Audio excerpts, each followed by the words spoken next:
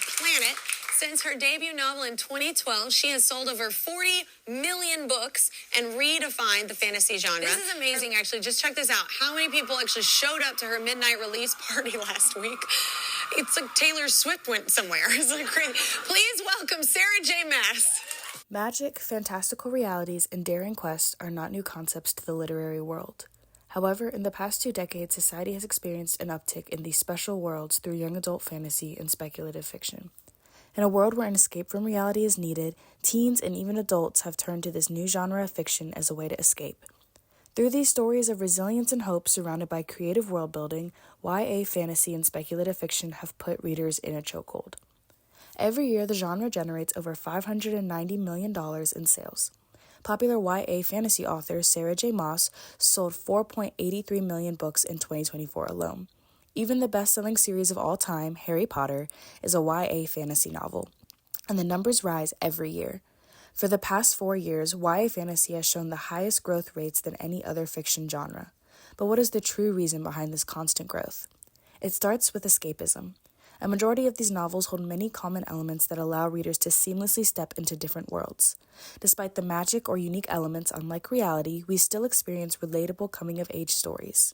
In J.K. Rowling's Harry Potter series, Harry Potter still has to navigate school, romance, and family, just doing it all while studying magic. We often also see rebellion or the fight for social change, a theme that people start to care about when they reach their teen years. In Hunger Games, we see 16-year-old Katniss Everdeen lead a rebellion against an almost century-old government, leaving readers inspired to bring about change. It's also easy to get pulled into by the complex world-building that every book has. Prithin and Sarah J. Maas's A Court of Thorns and Roses has over a centuries-old history to the world. With all of these themes, we also see a new level of diversity, representation, and acceptance that we wish was the case in reality. In Six of Crows by Leigh Bardugo, we see Jasper Fahey, an openly bisexual character, fall in love with Wayland Van Eck in a world where queerness is considered a norm. These themes have led to a revolution that goes beyond words on a page. Many of these novels have become popular and successful adaptations, with Netflix adaptations of Shadow and Bone, Uglies, and The School for Good and Evil, to Hunger Games, Twilight, and Harry Potter, all receiving movie adaptations for each novel in their series. But where did this obsession begin? Going back in time, fantasy is something that has been around since the dawn of humanity. From the magical stories passed down through generations to early classic novels like Alice in Wonderland and C.S. Lewis's The Chronicles of Narnia, fantasy has always been an easy genre to make appealing to the younger ages. But the first truly known YA fantasy novel is none other than Harry Potter. Written by J.K. Rowling, Harry Potter is a 7-book fantasy series about a young wizard named Harry. Throughout the series, readers learn about his fantastical adventures with his trusted friends Ron Weasley and Hermione Granger.